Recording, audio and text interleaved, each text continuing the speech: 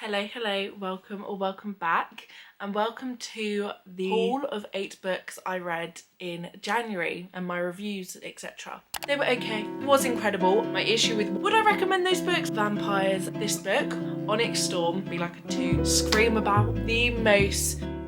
I read 8 books in January, which is pretty good. January was incredibly busy and I'm proud that I stayed super consistent with my reading. And yeah, I want to tell you about all the books I've read, my thoughts, whether I recommend them, whether I don't recommend them, etc. Starting off with The Serpent and the Wings of Night. This was recommended to me freaking ages ago, like right after I read ACOTAR, this was recommended to me. I was a bit snobby and was like, ACOTAR, nothing will compare, nothing would even be close. So I avoided this for a while. And I'm annoyed I did because I really liked this. This is very much like Powerless vibes. So basically this follows this girl mainly called Araya, and her only chance to become something more than just a regular, I guess, person is the Kajari, which is like a Hunger Games. It's called, well, a legendary tournament held by the goddess of death herself. But winning won't be easy against the most vicious warriors from all 3 vampire houses. To survive, Araya will be forced to make an alliance with a mysterious rival. Everything about Ryan, the guy, main male character, is dangerous. He is a ruthless vampire, an efficient killer, an enemy to her father's crown and her greatest competition. It is a really good book. It's quite a fat book. The first book definitely was my favourite. It follows the whole Kajari Games tournament. The whole story's like building, and I find with most series, not ACOTAR, but with most series, the first book's normally the best. Like Fourth Wing was the best out of that, the Empyrean, I don't know how to pronounce these words. Fourth Wing was the best out of that series. Powerless was the best out of the Powerless series. This, in my opinion, is the best out of the Crowns of Nyaxia series. In my opinion, ACOTAR, A Court of Silver Flames, which is the last book, is my favourite, but with everything else, I've noticed the first book's usually the best. But I really enjoyed this. And obviously it follows vampires and people with magic, and they all make an alliance, and Araya's dad is Vincent, and he is like important. I can't really remember why, but he's very important. He's like in with the cool kids, and she's seen as like a weakling. It's just, this is my favourite type of fantasy, like Hunger Games-esque. Girl who's like perceived as like this weakling and then like comes out and absolutely slays the house down. That's what I like. So this was the first book I read in Jan. Loved it. And I loved it so much that I just kept on with the series. So I've also been reading a lot on my Kindle because I got a Kindle for Christmas. I say that in every video, but I got a Kindle for Christmas. So I have been reading basically everything on my Kindle in the entirety of Jan. And the next book I read, was 6 Scorched Roses, which is the 1.5, the little novella between the first book, The Serpent and the Wings of the Night, and the second book, which is The Ashes and the Star-Cursed King. So I always say Scorched Roses. No, 6 Scorched Roses is a novella following Vale, who's another vampire. He's also, like Vincent, very important, looks after a lot of things. I don't want to say they're like a king, but they're on that level of like Duke. They're high up. I can't remember why. He's a very important, very old, very well-known vampire. Can't quite remember why though. And basically this novella follows Lilith, who is the main female character, who is looking for a cure for her sister's illness, because in their town, I don't know, I think one of the queens or goddesses or kings, etc., has like plagued Lilith's town with this disease which makes people literally like dust away. Like you can like scratch yourself and your skin, like dead skin, will literally come off you. So literally her entire village is like deteriorating, and Lilith is trying to find a cure. She basically goes to Vale's house to have a blood sample to test it, and then it goes from there. It is a great novella. I really like it. I really recommend it. It was one of the best novellas I've ever read. I've not read a lot, and the other ones I have read were the stupid Christmas novellas that a bunch of like romance authors made, like Ali Hazelwood, Tessa Bailey, etc. They're all awful, pretty much. 6 Scorched Roses was an incredible novella. I really recommend it. And it leads us very nicely into the next book and the third book in this series. Like I said, I was really in this series. I did not want to have a break. And the third book is The Ashes and the Star-Cursed King. The Ashes and the Star-Cursed King is the second book. slash the third. If we exclude the novella, it's the second book. This follows all the characters in Serpent and the Wings of Night post Kajari. So Kajari ends with quite the cliffhanger. I'm not going to say what it is, but it's quite the cliffhanger, and it follows the story onwards from then. My boyfriend just came home and now I don't know what I was saying. I think I was just saying I do really recommend this series in general. If you're into fantasy or you're getting into fantasy, it's just a great time. This, ACOTAR, Powerless, Fourth Wing, they're just all my favourite. So yeah, I really recommend this as well as all the other books. And yeah, I read Serpent and the Wings of Night, 6 Scorched Roses, Ashes in the Star-Cursed King. Then I did have a break and I finally read Daydream by Hannah Grace. This was good. I was going to say it shocked me, it didn't shock me. I don't know, I didn't love Wildfire, I did love Icebreaker. So it was like going into this kind of very middle ground, whether I loved it or not. I really liked that it wasn't just a classic romance. If you didn't know, there's quite a lot of like mental health and autism, ADHD representation in this book, which I think is really good. And it made me like fall in love with the characters so much more. I really loved the characters in this book. This follows Hailey and Henry. They both go to college together. Hailey is very academic. Henry is the captain of the ice hockey team.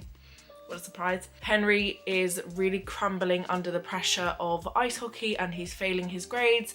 Hailey offers to help him out and then they build a friendship, which is a really wholesome friendship, which then I think goes very well into romance and a romantic relationship. My issue with Wildfire, back when I read Wildfire, was they just felt like friends to me. The transition from friends to lovers I did not like, and I thought they were better off as friends, whereas with this, their transition from friends to lovers I thought was so smooth, so cute. I just really liked this book. It was a very easy read, nothing I'm gonna like scream about or nothing I'm like, oh my god, this was incredible. I'm not raving about it, but I did really like it. I should probably say what I'm rating all these books. Let me tell you my ratings. I gave The Serpent and the Wings of Night 5 stars. I gave 6 Scorched Roses 4 stars, only because it's a novella. Like, it was great, but obviously it was a novella, so I couldn't give it like everything. I gave The Ashes in the Star-Cursed King 5 stars, and I gave Daydream, I think 4 stars. So good, a very happy read, a good romance, a good break from the Crowns of Nyaxia, because after this I went straight back into and read The Songbird and The Heart of Stone. Now this one followed a different POV entirely. So in The Ashes in the Star-Cursed King followed Oriah and Rain. I'm just gonna call him Raheen? No. This follows Misha, who is Rain's bestie in the first book, and they're also in the Kajari together. And then in the second book, she says, oh, I'm gonna go off and find myself after something happens, and then it follows her. And we've got one book left in the Crowns of Nyaxia series, and that also follows Misha and what's his name? Asar, I think? Yes. And this book, this was heavy. This was a very heavy book. I rated this 4 stars. This was not less fantasy. It was a very like one direction though, I guess. Like, Misha basically gets saved because she's in a very weird predicament, gets saved by Asar, and then they go on this like quest to do something, and it's following that whole quest, but they are basically just on that quest. There is no side quest, it's a really good book. Like I said, I gave it 4 stars. I wouldn't say it's as good as Oriah and Rain's story, but also there's still the second book to come, and it was 4 stars. I still did really like it. I didn't love it just because it wasn't Hunger Games-esque. That's what does just annoy me, I guess, a little bit about some book series. Like the first book is when it's like really intense, the Kajari, Hunger Games vibes, blah blah blah, and then onwards after that it's just like less. I mean, sometimes like in ACOTAR obviously we've got fights, like that keeps you entertained. I mean, ACOTAR's just the best series ever, but I feel like with this it's kind of like lost the whole like oomph a bit. So I'm hoping in the last book, because this first book of their POV, their story, but the third book ends on a cliffhanger. I was staring at the ceiling like, what? And the last book's coming out in August of this year, thank God. I'm hoping there's like a thing that happens, because I felt like that one, yeah, was just a little bit more boring than the others. Then we move on to Breaking Hailey and Saving Hailey. So if you saw my video a couple weeks ago, my boyfriend picked my reads, and he basically just went through my TBR on my Goodreads and picked out a book for me to read. And he picked Breaking Hailey. This is a dark romance. Is it a dark romance? I would say it's a dark romance. It's not a dark romance. It's like a gang, mafia romance. But I would low-key say also, yeah, dark romance. These books were okay. They were okay. The first book I liked. I gave it 3 stars, so not bad, not great, not bad. Basically, this follows Hailey and Carter. I was just about to check if her name was actually Hailey when it's literally, the book title is Breaking Hailey. She's in a car crash. She's with this guy really dodgy called Alex, and he's got this evidence against literally the whole gang, as well as Hailey's dad and the mafia and blah, blah, blah. He basically, yeah, is in a car crash.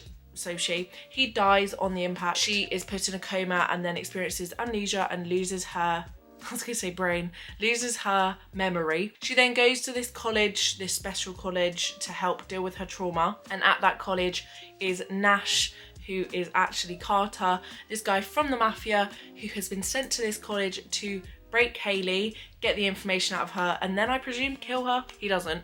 You know, spoiler alert, that's not a spoiler. She gets flashbacks throughout the whole book. Stuff starts coming back to her. She finds out more about her past with Alex. We find out more that Alex was awful.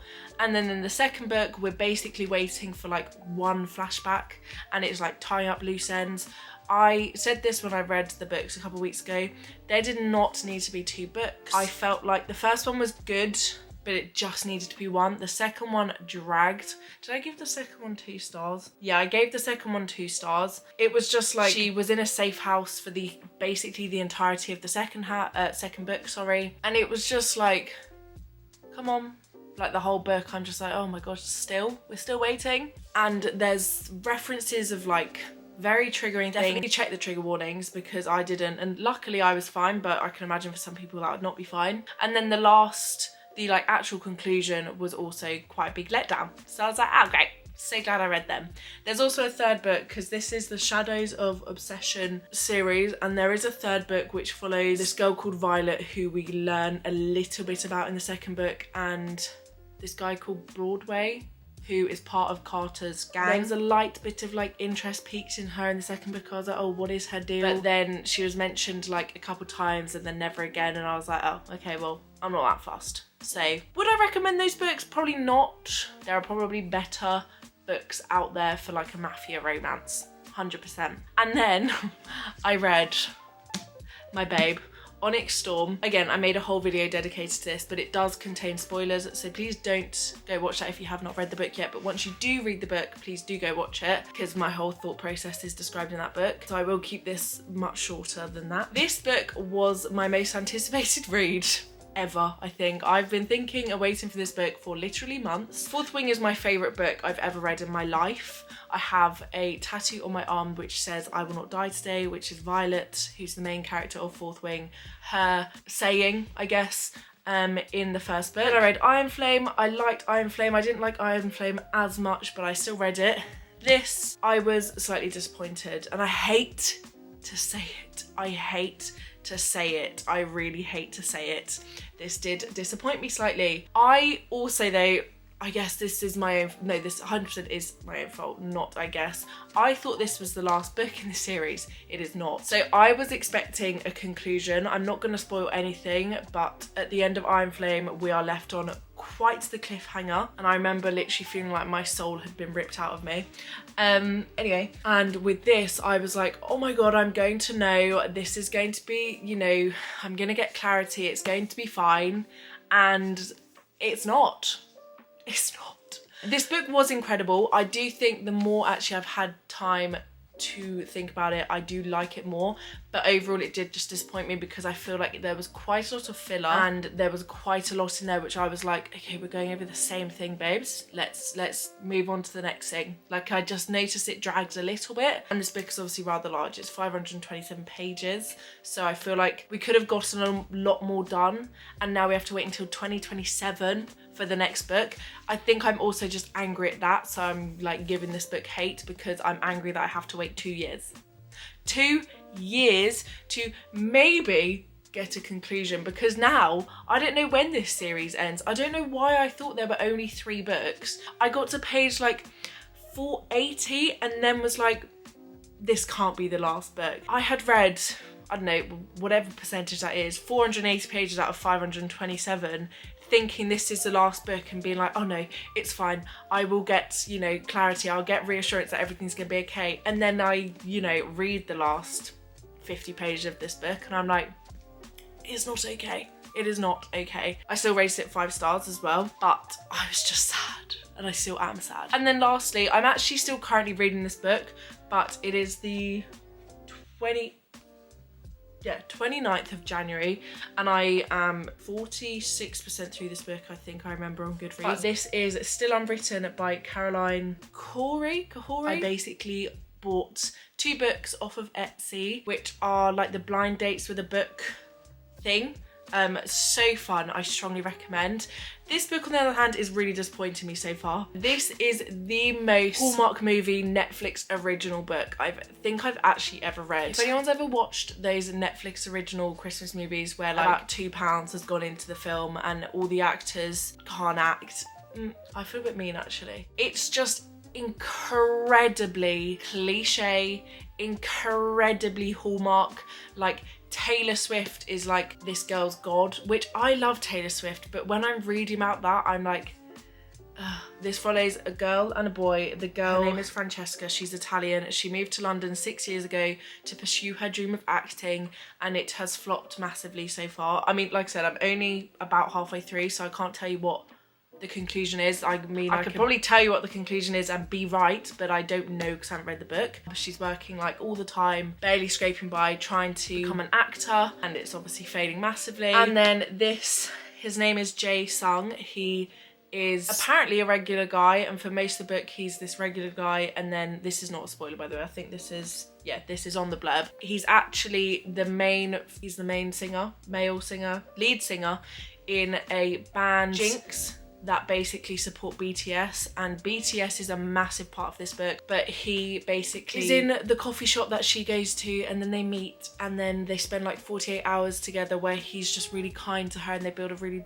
like lovely wholesome friendship, and then he ditches her with no contact and he doesn't have a mobile phone, and then the next day she's at a BTS concert for various reasons, and then there he is. And right now it's sitting at like a 2-star. It's not bad. I feel like if you want something that's basically like nothing, this is great. I feel bad. But yeah, it's nothing gripping, I'll say that. I think because I've read so many gripping romances, this just being literally, yeah, like a Hallmark movie, Netflix original movie in a book, I'm like, because I know what's going to happen. It's just, there's not really any originality to it. And, you know, I read a lot of ice hockey romances, so I am experienced with, you know, the classic cliches of books and romances, but this is just on a whole other level of predictable.